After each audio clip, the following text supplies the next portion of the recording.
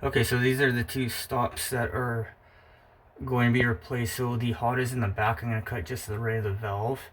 And it looks like the cold, I'm going to try to sweat off on the left side here inside this cabinet.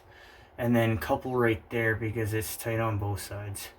So what we'll do now is material and tools.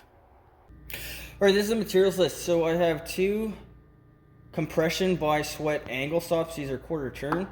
1/2 inch copper pipe. 1/2 inch couplings. Lead-free solder. Emery cloth, and then flux. Guys, this is what I need for material on this job. So what we'll do now is the tools list. Alright, this is the tools list. So I have my pouch. I'll probably just need a measuring tape. I have my finishing kit. So this has my fitting brushes, channel locks, mirror, flashlight, everything else I might need. I have a light, extension cord, a container for water.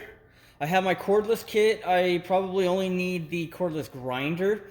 I have my torch, and then for safety equipment, water, safety glasses, and earplugs. Guys, this is what I need for tools on this job. So let's get started. Alright, so I'm going to prefab my stops on my copper pipe. This will save me time when I'm at the house.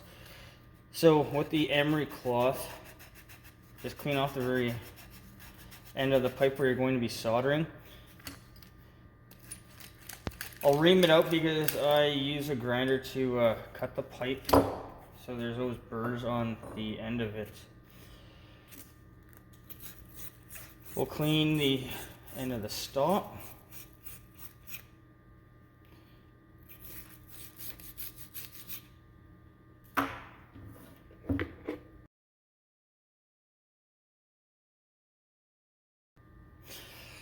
Alright guys, so this is open right now. When you're soldering valves, always keep them open because otherwise you can melt the seat. Alright, so I'm going to solder my valves on here. So guys, have water on hand. Have earplugs and safety glasses on just in case. We want to stay safe.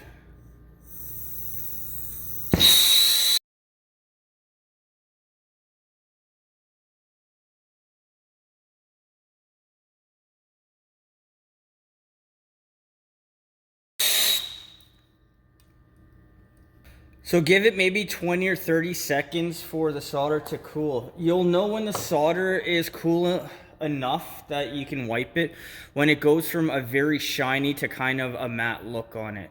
But it doesn't hurt, just wait a little bit longer.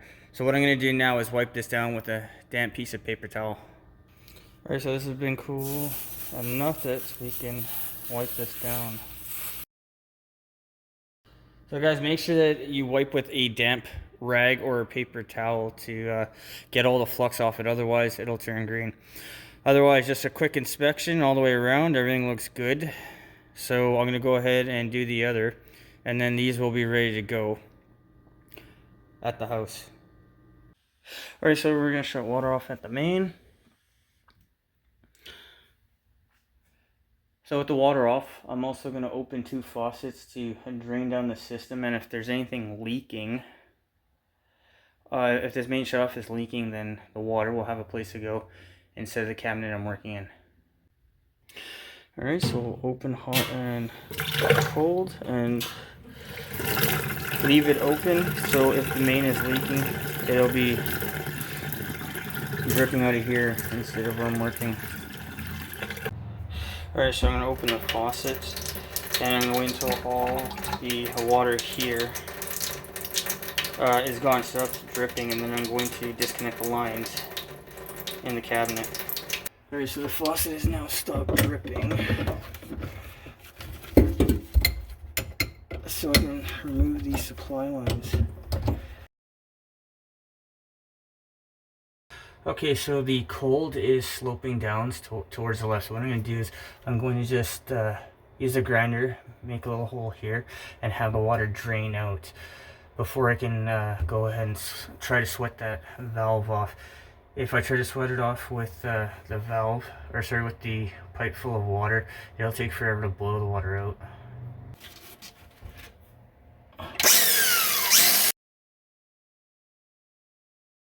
Okay, so I'm just going to put a little bit of flux onto the joint, and I'm going to try to sweat this off. If you run into problems trying to sweat something off, you can add a little bit of solder to it, and the new solder will help make it easier to sweat it off. Okay, so with the cold all done, I'm going to just cut it right here.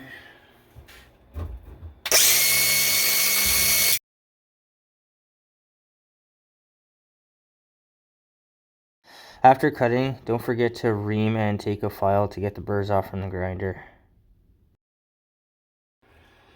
Okay, so what I'm going to do is I'm going to try to line up with the line coming down. So it's about a 6-inch piece, so the hot will be on the left this time. Now I'm soldering the couplings on. Make sure that the valves are pointed in the direction that you want. So in this case, they're pointed up towards the faucet at the top. So close the valves to get ready to turn on water, and then take a mirror and inspect your joints. It's easier to fix any possible problems now than later. Alright, so I'm just going to crack it open a tiny bit.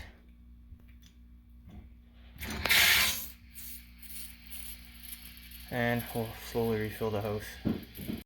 With copper pipe, there's a green coating that develops on the inside. So with the vibration and the heat, you can dislodge this green coating and it can get caught in your aerator. So take the aerator off and then run water through both sides. So here are the brand new ball valve style stops. You'll get better flow with these. These are quarter turn, so they're simple and they're going to last a long time. And especially if you ever have to do work on this faucet, you know now that you're not going to have an issue when you disconnect supply lines like it was before. And the last thing to do is just turn the main on.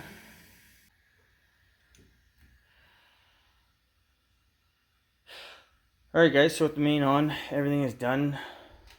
So that is how you're going to replace stops with good old-fashioned copper. Guys, that's your quick tip of the week.